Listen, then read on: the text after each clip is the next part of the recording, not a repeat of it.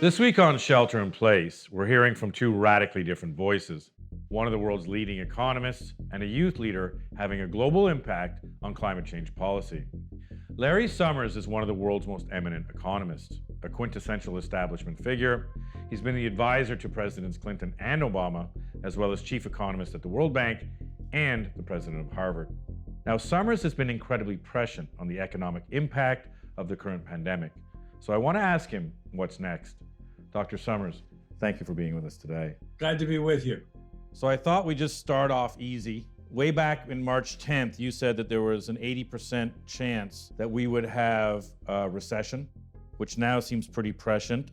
That was 2 months ago, which is like 20 years in the new modern news cycle. So today, knowing what you know now, are we heading for a recession or indeed a depression? I think we're certainly headed for the worst downturn we've had since the Second World War. I'd guess unemployment will get close to 20%. That means it'll be 15% elevated above its normal level. The worst previous was at 10%, so that's vastly greater downturn than we've seen before.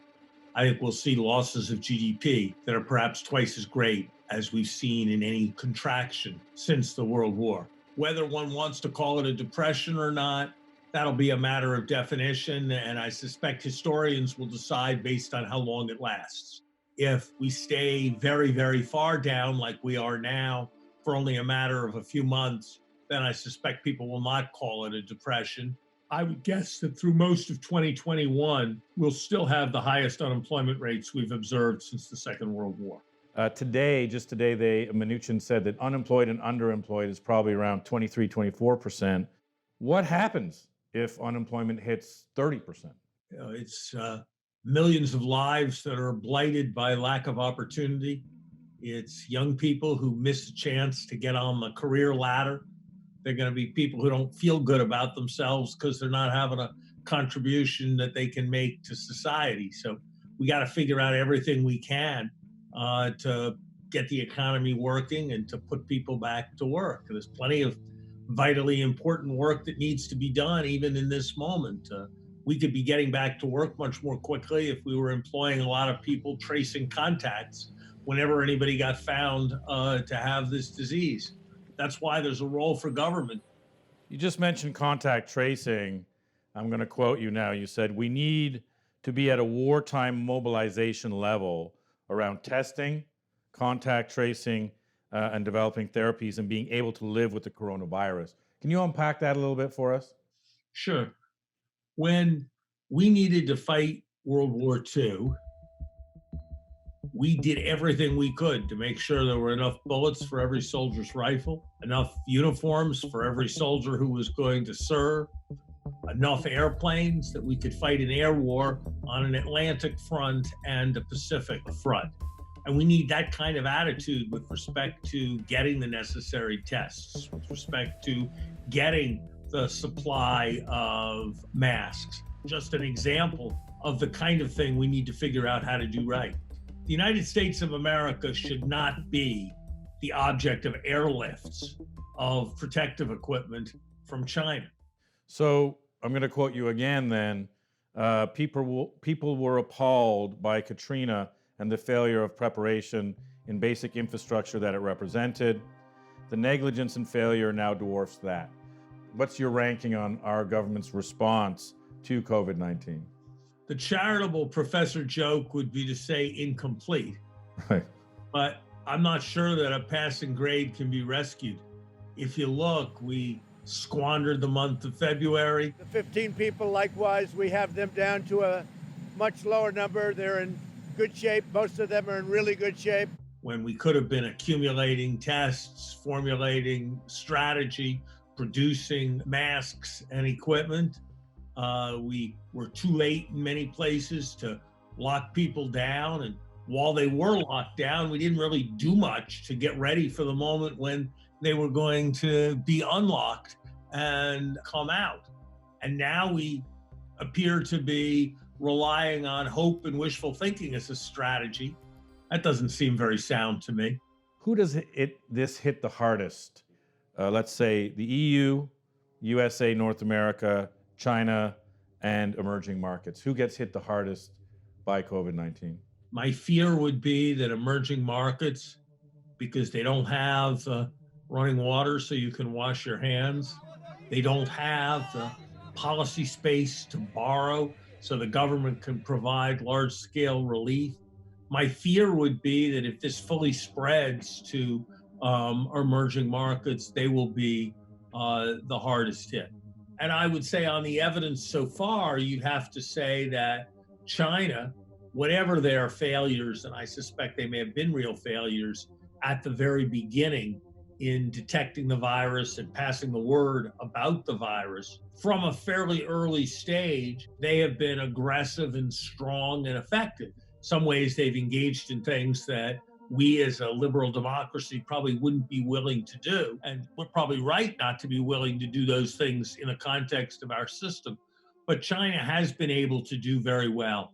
And that has been impressive. The deficit is at all-time highs, and we're piling on trillions upon trillions of dollars.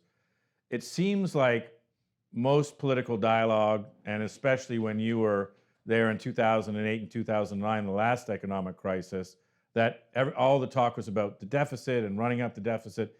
Now we're packing trillions on top of that, and seemingly we're going to have less ability if we go into a long-term recession and or a depression to sort of pay that debt back. So what is the economic thinking there? Because it seems to be sort of counterintuitive. I think the good news is that when you borrow money, how sound it is depends on two things. It depends on how you're using the money. And that's why if we're going to borrow at these rates for long periods of time, it has to be to invest in something that will give us more wherewithal to handle that debt down the road. It can be investing in more infrastructure so the country's economy is larger. It can be investing in repairing the infrastructure that we already have so that liability is not sitting on future generations. It can be investing in better educating our children so that they'll be more productive citizens. In some ways, it's an investment to carry ourselves through without large numbers of businesses being destroyed. Traditionally, when you have a recession, the Fed cuts interest rates by 5 percentage points. The problem is when you go into a situation like this with the interest rate between 1 and 2, it's going to be pretty difficult to use monetary policy to lift the economy out of the doldrums. And if we're going to succeed in jumpstarting the economy, it's likely to take an event that involves major levels of government spending or some other demand that calls forth large amounts of spending. You are one of the architects of the G20. Do you see countries working together on a combined economic philosophy, or do you see a rise, as we're seeing now, of more economic nationalism, sort of, I've got to save mine? What are your thoughts on that? I think nationalism is right now the order of the day. All one has to do is compare the G20 conference that took place in London in March of 2009 with recent dialogues of the G20, which have been pretty much without substance. We had a very good meeting with President Xi of China. Excellent. I would say excellent, as good as it was going to be. In 2009, we put forward the idea of broad fiscal stimulus. We put forward the idea of maintaining finance so that trade flows could continue. And unfortunately, we haven't seen those kinds of ideas. We've more seen countries each looking to get their sentence into the communique, but it doesn't really add up to very much. So young people, millennials, are just coming back after the last recession, just getting back on their feet. Rug's been pulled out from under them. Gen Z becoming politically and economically aware during this pandemic. What do you see for the next, 3, 5, 10 years? I think that for people who are flexible, for people who want to do something new rather than something old, for people who want to find work that's about something larger than themselves and their paycheck, I think in all of this tragedy, there is vast opportunity.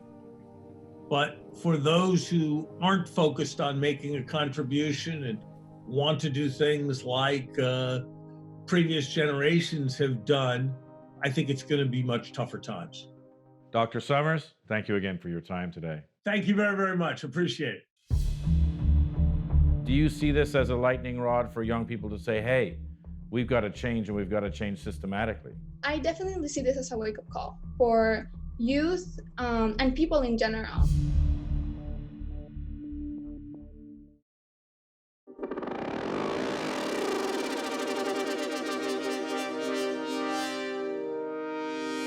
Now, since Gen Z has been conspicuously absent from most mainstream media channels during this current crisis, we wanted to reach out to Xiye Bastida, a leading youth climate activist who, alongside Greta Thunberg and others, has had a massive impact on environmental activism in recent years. Xiye Bastida, thanks for taking the time with us today.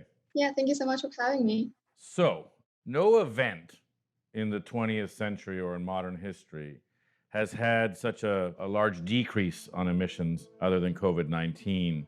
And as such, COVID-19 can mark a turning point for climate change. Do you see this as a springboard for change for environmental activism in the future? That is something that we have been asked and kind of dealing with for the past month or two. But we have to understand that it is not because society has stopped that emissions have come down. It's because companies have stopped polluting. It's because, all this massive consumption has stopped in a way. So the point of the work that we're doing is we want to live in a sustainable society that doesn't equal economic instability. I do think that COVID-19 is an important benchmark on how we as activists communicate what a crisis means. So all sectors of society should mobilize and can mobilize to solve something like the climate crisis. And it's taught us that our habits can change, especially when wanting to solve something so big and global that seems abstract, but it has solutions that you can follow.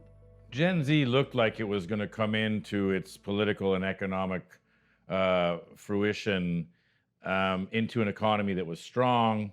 And now this crisis seems to have pulled that rug out. What right now, as an activist, are you guys focusing on going forward? Right now, we're really focusing on education of ourselves and kind of trying to reach people in different ways. Because one of the main things that we used to do was strike. Hey, hey, ho, ho, do something to bless you. Hey, hey, ho, ho, do something to bless you. Hey, hey, ho, ho. We organized these massive strikes, 300,000 people in New York City on September 20th. We realized that striking is really about community and it's about empowering each other and showing each other that we are there to show companies and to show the government that the people are working together for a better world. So now that that is not a possibility anymore, we haven't been striking for about 2 months. Hey guys. So one of our main tools for organizing is already online things. So it was not that hard for us as organizers to move completely online. It was definitely unexpected, but it's something that we transitioned towards easily. We do a lot of Instagram takeovers, webinars, interviews, and everything is digital, but we are trying to stay in community through that. You mentioned you keep in contact with other activists. Who are some of those activists and what are you talking about? Because of COVID-19, I started an organization called Re-Earth Initiative. It has people from India, Singapore, Costa Rica, Chile, really all over the world. We have over 200 volunteers. And these are the people who I have organizing calls with almost every 2 days. People like Vanessa Nakate from Africa, who's been a leading voice. People like Lisa Priya from India, who's an amazing 8-year-old activist who's, just really inspiring. The best thing about climate activists around the world is that you truly know that you're not alone. You've been very outspoken about the issue of climate refugees. How has COVID-19 affected climate refugees and refugees in general?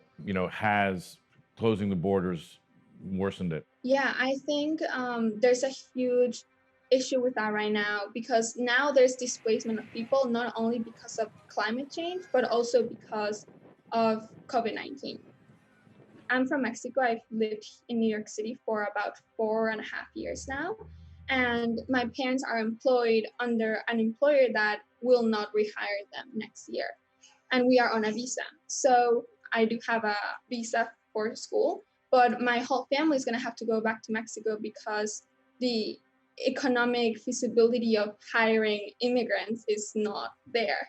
But the health crisis of COVID-19 is making it so hard for people to actually, have somewhere to go or have safe places to go to. Do you see this crisis as a sort of calling card or a lightning rod for young people? Do you think that activism will see a huge resurgence because young people are saying, hold on a second, economically is not fair, racially is not fair, it's affecting Black and brown people as well as economically disadvantaged people much more harshly? Do you see this as a lightning rod for young people to say, hey, we've got to change and we've got to change systematically? Yes, I think that COVID-19 has exposed a lot of the systems that are unstable in our society, which are the same systems that would be exposed by climate change. For example, in the Bronx, 17% of adults have asthma, which is 10% higher than the national average. And right now, the Bronx is one of the places with the most cases of COVID-19 because of, economic inequality and the fact that they have no worker protection from their employers and they have no stable health care. And that includes, the Navajo reservation. I'm from indigenous descent. So now that I'm seeing the Navajo reservation have so many cases and no, healthcare protection. So I definitely see this as a wake-up call for youth and people in general. So we want adults to realize that the childhood that you had is a childhood that I want my kids to have. And I don't think that's too much to ask for.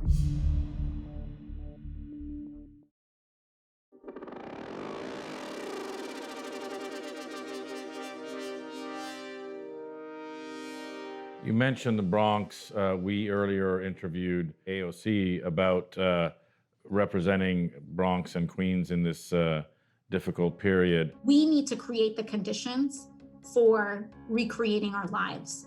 And that requires multiple pieces. It requires electoral organizing. It requires labor organizing. It requires racial justice organizing, gender organizing. It requires all of these things. How do you feel about that when you're thinking about environmental activism? What is the interplay between governments, non-governmental agents, and just youth? First of all, we have been taught that because we didn't recycle, we are in a climate crisis. In a way, it's been put on the consumer, the blame. But what we're trying to do in the activism sphere is say, okay, 100 companies are responsible for 70% of the carbon and greenhouse gas emissions in the world. It is up to us as individuals not to only turn off our lights, but actually to require and ask from these companies to change. Sea levels are rising, and so are we. Sea levels. When I go, for example, to strike at City Hall, the same people are always there striking with me. And now we are able to go inside City Hall and actually talk about what the changes are that we want to see in the city. Are people listening? I think that when I first got into activism, I thought that the only way to see the world that I wanted to see was talking to politicians. But at the same time, I saw that it was a lot of photo opping. So they would take pictures of us, not really care about what we were saying, and then saying, we'll see you next week when you strike again. And it's as if they don't notice that we're striking for them to change their policies. So that's when I realized that it's not about targeting politicians or targeting companies or targeting individuals. It's about really working on all sectors to try to get kind of like a more inevitable kind of change. You were saying your family has to go back to Mexico. Mexico City is now seeing a big outbreak.